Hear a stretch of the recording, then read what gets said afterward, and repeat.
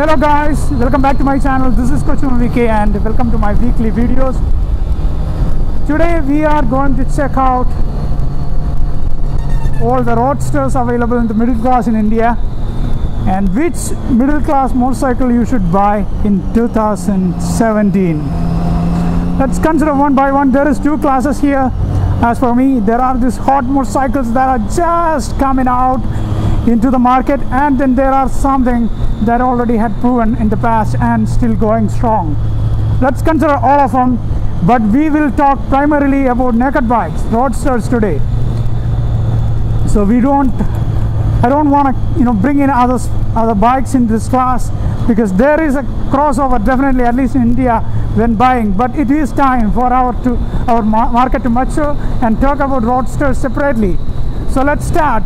What are there available for us? We will begin with the inline 4 from Benelli, the 600i, and that is an excellent value if that bike holds up well. I haven't owned that bike. I don't know how good that is, but that is one cheap bike that offers an inline 4. And then coming up from there, you have the ER6N from Kawasaki, a very proven motorcycle. I will always like to have something like that if I have a problem with my budget. It's a parallel twin, nevertheless a very good motorcycle. These are all our old stock motorcycles, as I said. Coming up from there, you have the Z900 probably hitting the Indian market soon. The Z800s are still remaining and it is still being sold in India.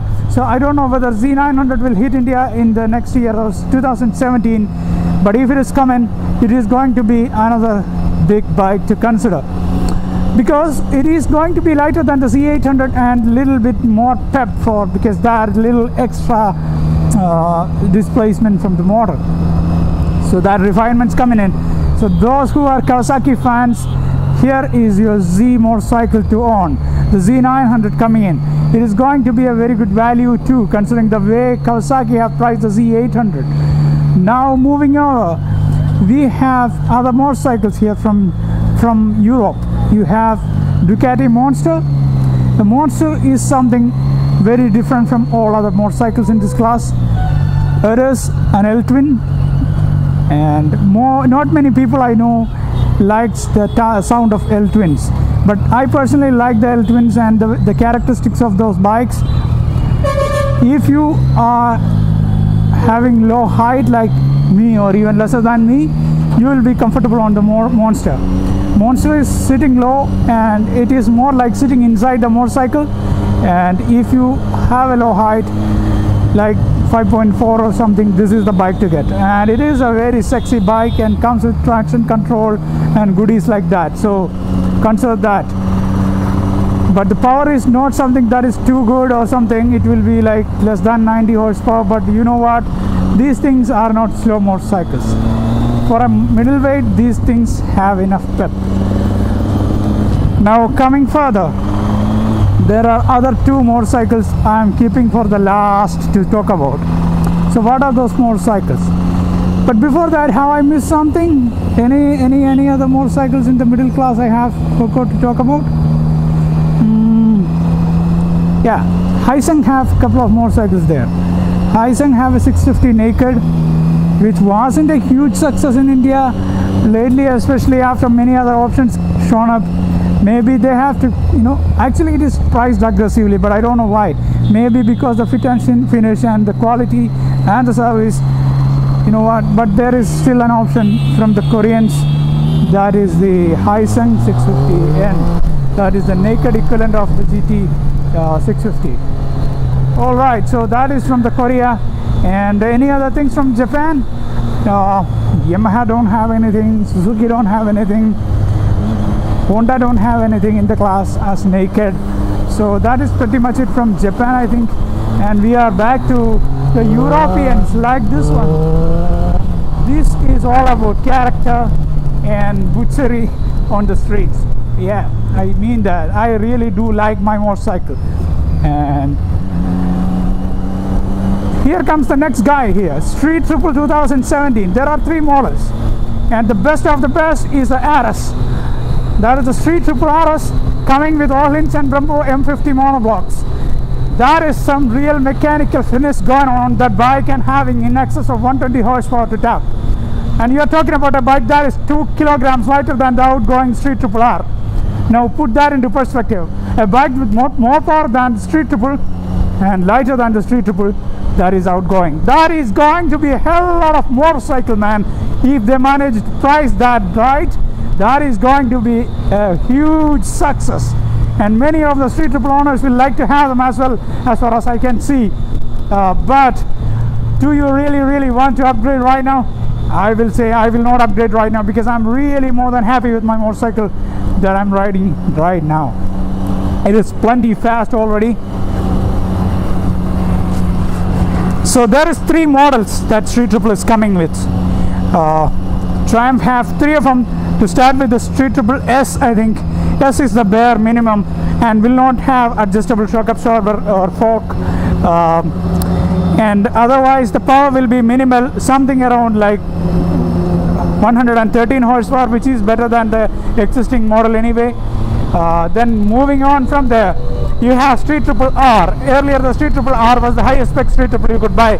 Now Street Triple R is not the highest, but it still have more power than the base model and still have better suspension. But this is from Kawasaki. So they are having the suspension from KYB, but that is fully adjustable on both ends, so that is cool. And brakes are still from Nissan. You remember, Nissan is not that bad at all. Coming back to the RS. RS is the cream of the lot, which is running all-hinge, I think, all-hinge suspensions, suspension bed and Brembo brakes. That is, putting the best they can as far as possible. So that is something very interesting. But is that the best?